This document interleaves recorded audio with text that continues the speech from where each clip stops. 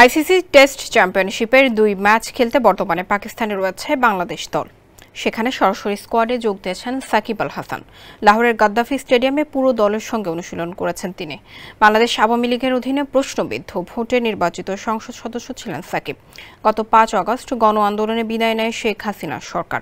রাজনৈতিক পট পরিবর্তনের পর জাতীয় দলে তার খেলা নিয়ে তৈরি হয় শঙ্কা। তবে তাকে অন্তর্ভুক্ত করে পাকিস্তানের ২ ম্যাচের টেস্ট সিরিজের জন্য ১৬ সদস্যের স্কোয়াড ঘোষণা করে Bangladesh cricket board BCB.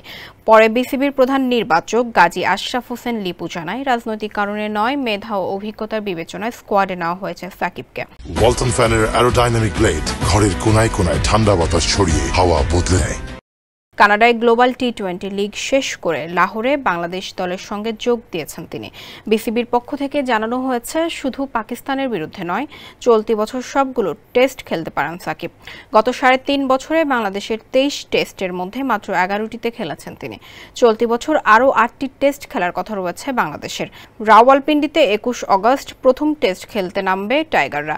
৩০ August করাচিতে হবে সিরিজের দ্বিতীয় ও শেষ টেস্ট।